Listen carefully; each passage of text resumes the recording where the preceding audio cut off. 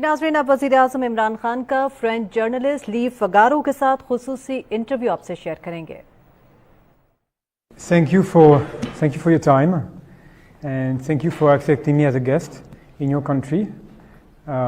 It's not always easy to travel to Pakistan from India, but by the grace of God, we could do it. It's because of our relationship, what India is becoming. I'm scared of for all my Indian friends, where it's heading right now. For an educated Indian, it must be frightening growing up in India right now. Right. So as you can imagine, I wanted also to meet you to talk about three main subjects. The first one, of course, is Afghanistan, because it's become a concern for you as well. As you know, Pakistan has not recognized the new regime at the moment. Could you explain me what are the consideration for Pakistan to recognize the new regime? Why is it not recognized yet, and what are the conditions that you have to recognize the new Taliban regime? Well, firstly, Pakistan wants to take all the regional countries surrounding Afghanistan. So we want to take a step, all of them collectively. It should be Pakistan alone. If it takes a steps, it's just too much international pressure on us, and we are really trying to get ourselves on our feet economically. My government came and the country was bankrupt. We didn't have money to pay our liabilities.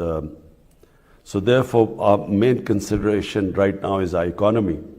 And our economy can only lift it up if we have a good relationship with the world. And therefore, the last thing we want is isolation, by being the only country. But having said that, I believe that the only way forward, if we are looking for the well-being of almost 40 million Afghan citizens, is to sooner or later recognize the government. Because there is no other alternative right now. There's not even, when the Taliban were in power last time, there was a Northern Alliance where there was a conflict going on. There's no conflict now in Afghanistan, which is, by the way, after 40 years, this is the first time the country is conflict-free, apart from, small terrorist organizations, which the more stability in Afghanistan, the less chance of any of these international terrorists to survive there. So I feel that the only way forward is recognition. Pakistan can't do it alone. I think we are consulting all the regional countries.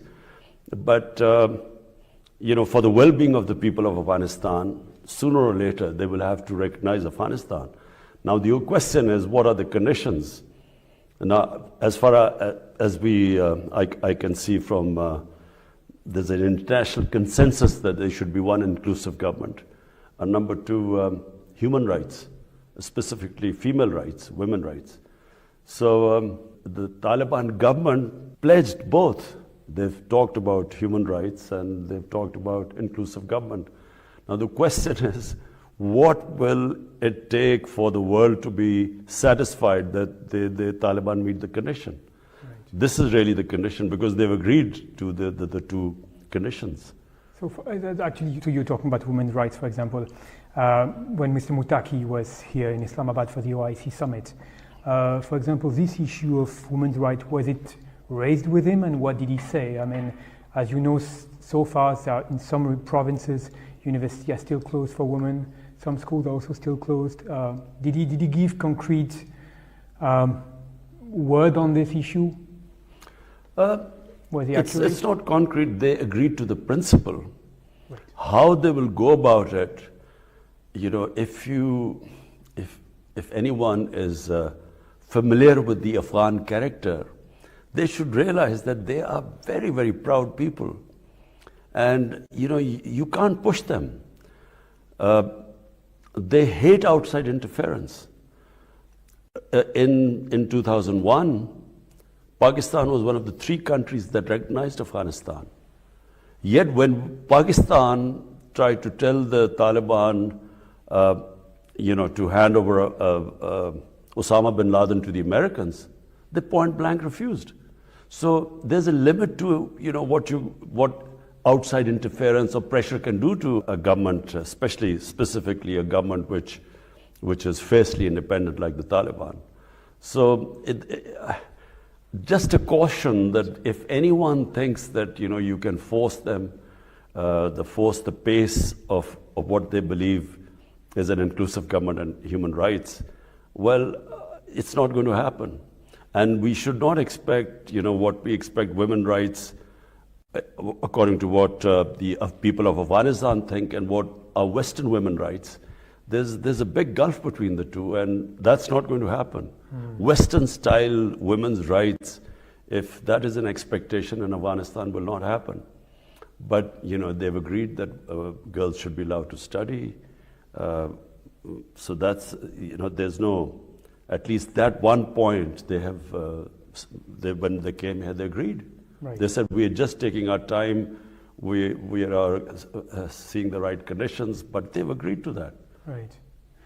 So, as far as the security concerns, I'd like to know a bit more about the security concerns you have coming from Afghanistan.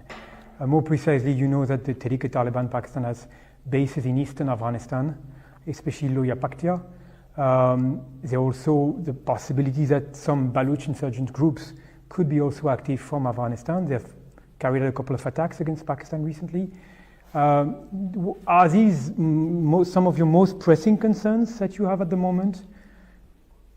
Two concerns. Number one are the refugees.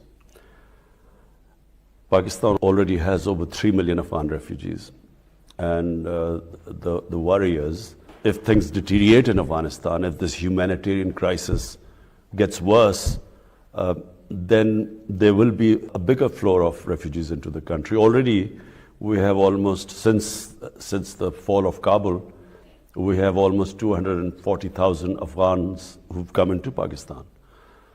So number one, the country just cannot take more refugees. We don't have the resources. And secondly, before the fall of Kabul, 3 groups operated from Afghanistan. Number one was the TTP, Pakistan Taliban. Number 2 was Baloch terrorists. And number 3 was ISIL. So our belief is that the more stable the Afghan government gets, the less chance of these groups to operate from there. Right. So therefore we have reasons, but probably Pakistan has the strongest reason for stability in Afghanistan for these reasons: refugees and terrorism. Right.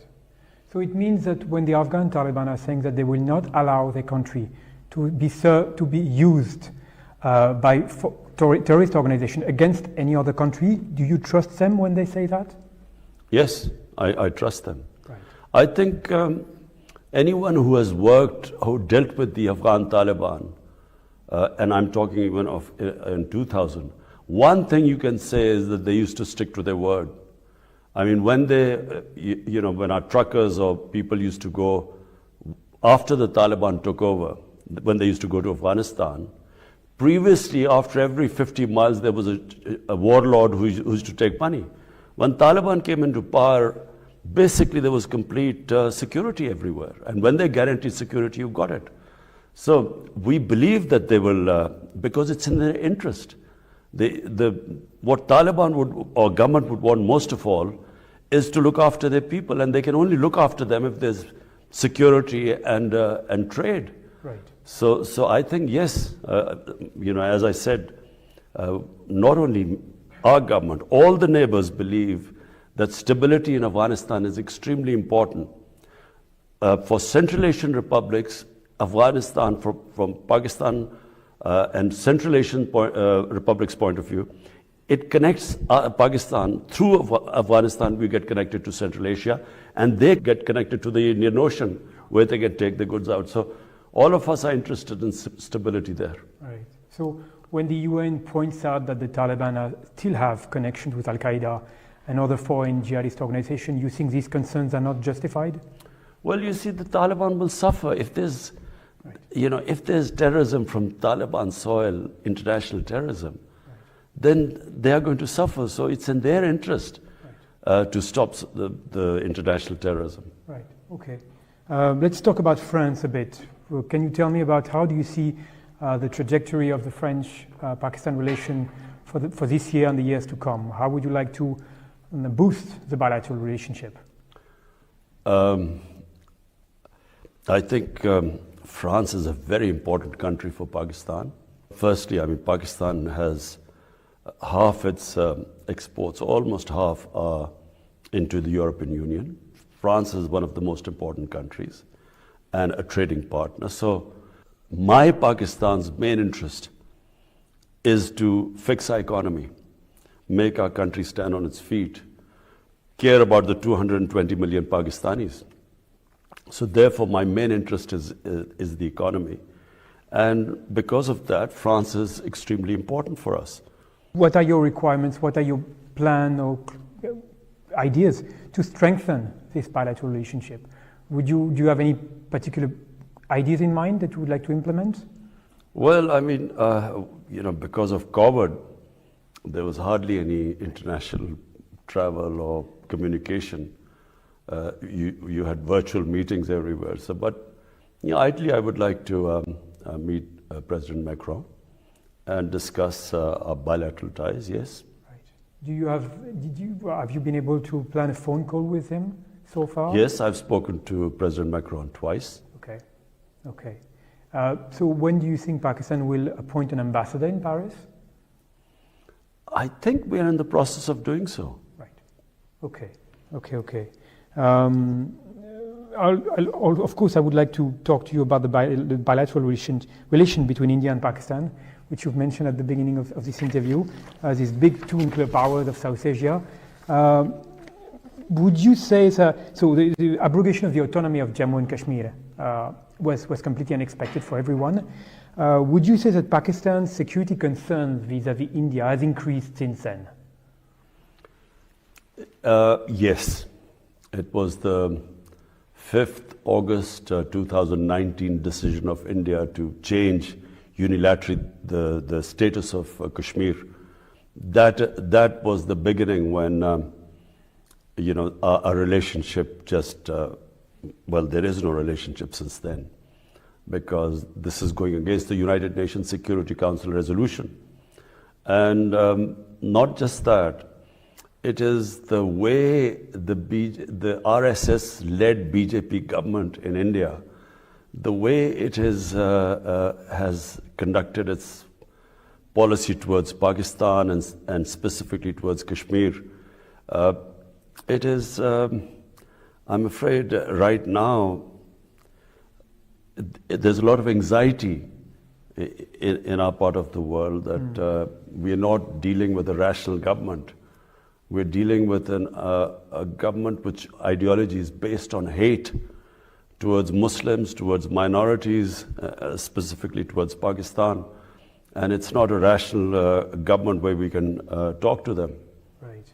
So do you have still this concern that India has not accepted the creation of Pakistan? No, I think it's, that they have to accept. The issue is simply that they are, to resolve our difference, the main difference is Kashmir. That's the main difference. And that's why when I came into power, my first step was to extend a hand of friendship to Narendra Modi. And, I know India better than most Pakistanis. So my idea was that we should have a neighborly relationship, and our only difference is Kashmir, and to settle that through dialogue. But the response we have got, I was quite surprised at the response I got from the Indian Prime Minister. And then Pulwama happened, where a young Kashmiri boy blows himself up an Indian convoy, and they blame us for it. And then they bomb Pakistan. And then, of course, we downed one of their planes, and then we returned their pilot, just to tell them that we didn't want any escalation. But it was just their attitude, the attitude of this Modi government. So there is no relationship right now. And at the moment, what should I say? There's just a stalemate. So what do you think can be done? How can Pakistan build friendly relations with India? Is there a first step or anything Pakistan could do to improve this? Yes, we can build a relationship with India, but it has to start from them going back to that step they took on 5th August 2019. They have to, restore the status of Kashmir, because that's a violation of international law. Right. This is the only condition you have. Yes, go back to 5th August 2019, right. And yes, we can talk after that. Otherwise, there will be no negotiation, no behind the door kind of secret negotiation to try to do something. It is the biggest betrayal. To negotiate would be betrayal of people of Kashmir who've suffered so much. 100,000 Kashmiris have died so far in what was their right guaranteed by the international community through the United Nations Security Council resolution, that they would be allowed to decide their own destiny through a plebiscite. And so, denying them that and then using force, 800,000 troops, which have basically kept the people of Kashmir in an open prison. There's no way we can move forward until they restore that status. And indeed, actually, it's very interesting because very regularly I receive the press release from the Ministry of Foreign Affairs that condemns the use of force and torture in Kashmir. But let me ask you something that I have in mind. Pakistan regularly denounces this, and I completely understand. On the other hand, it doesn't talk about the repression of the Muslims in Xinjiang. So my question is, do you think that maybe this lack of consistency could also dent the credibility of the accusation that Pakistan has on India, on what India is doing in Kashmir? Well, let's just first see. The status of Xinjiang is that it is part of China. It's not a dispute. It's recognized as part of China. The state of Kashmir is that this was in 1948 accepted by the international community, that it was a disputed territory between Pakistan and India. So number one, the status of Kashmir. Number two, the people of Kashmir were guaranteed that they would, and accepted by India, that through a plebiscite, they would decide whether they wanted to go to Pakistan or India. That plebiscite never took place. Kashmir had a special status in the Indian constitution. Unilaterally, 2019, India removed that status. So firstly, it is a completely different, it's between Pakistan and India, it's a disputed land. Right. That's why Pakistan speaks about people of Kashmir, because 1/3 of Kashmir is in Pakistan. Right. And there are a lot of Kashmiri refugees from Indian side who are living in Pakistan. So therefore, it is direct concern to Pakistan. Okay. So what happens to Muslims all over the world? Just from Syria to Libya to Somalia, Iraq, Muslims are going through a lot right now. But my specific concern right now is Kashmir as a disputed territory between Pakistan and India. Right. Okay. So let's finish with the subject of the cooperation between the United States and Pakistan. You've been criticizing a lot the US-Pakistan partnership after 2001. After the US withdrew from Afghanistan, there was this over-the-horizon policy which was announced. How do you see Pakistan's participation in this over-the-horizon strategy envisioned by President Biden? Does it appeal to you? And have you seen some concrete response from you or from the US on this? What can be done exactly? First, let me just be clear. Pakistan has very good relationship with US. We've always had good relationship with the US. There were aspects of the relationship which I have always criticized. And the main aspect which I criticized was this war on terror and in Afghanistan. I never thought there would be a military solution in Afghanistan. For a start, there was no clear idea what they had come to do in Afghanistan. Was it nation building? Was it women's rights? Was it human rights? What were they doing there, or bringing in democracy? So because there were never clear aims, no one knew what they were doing in Afghanistan. I don't think the Americans knew what they were doing there. So what was victory in Afghanistan? No one knew that. So I criticized the Afghanistan adventure throughout, saying there was no military solution, whatever they're trying to achieve. Secondly, Pakistan's participation in the US war on terror. I did not want Pakistan to participate in it, only for one reason. In the 80s, Pakistan had helped the US in fight the Soviets in Afghanistan, arming the Mujahideen, and calling jihad the jihadis were heroes because they were fighting foreign occupation against the Soviets. We trained them along with CIA. 10 years later, 89, the Soviets leave, and then come 2001, the US arrives in Afghanistan. Now we are trying to tell the same people who had been trained to fight foreign occupation, now we are telling them that fighting the US occupation is terrorism. So they turned against us. Okay. My point was we should have stayed neutral.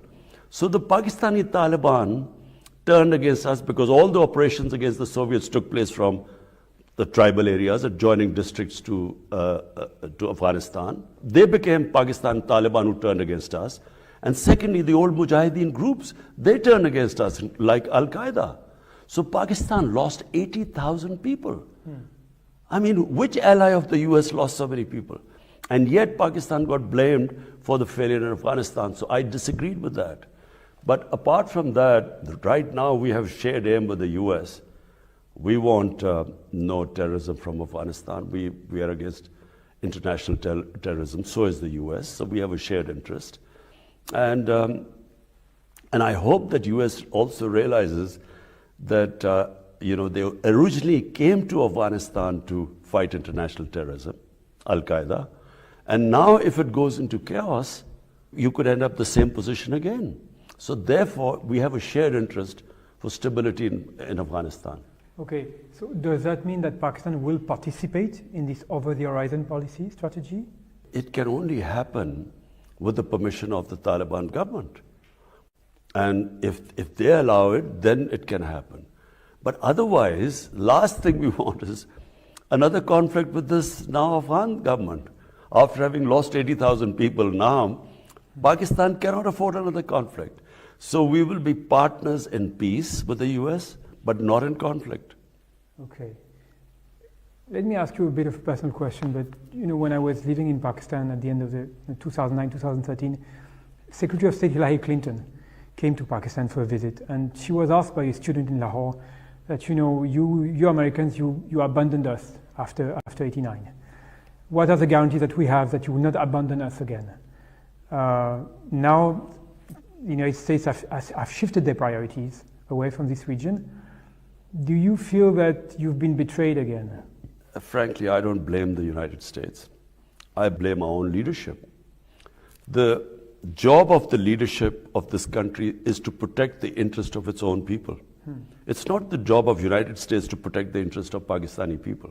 Right. So why did Pakistan allow itself to be used?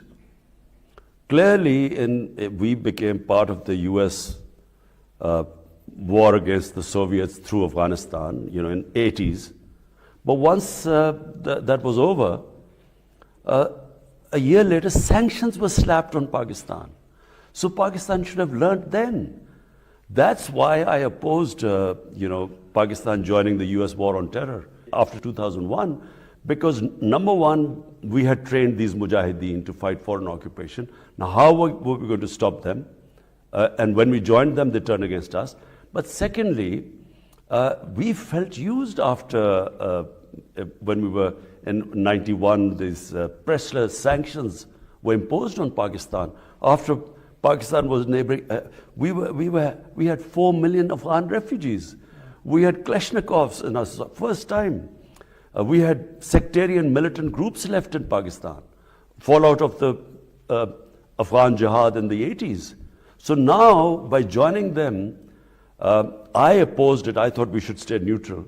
But I still remember George Bush's statement saying that we will not abandon Pakistan again. Yeah. And they did. Okay. Last question. Do you have any plan to visit France? Is there any official visit for France which could be in the pipeline anytime soon, or is it something that you could do? Not yet, but yes, of course, I would like to visit France. Right. After Prime Minister Gilani in 2011, it's been 11 years since Pakistani Prime Minister visited France, but I hope it will happen. Thank you so much for your time, My pleasure. Mr. Prime Minister.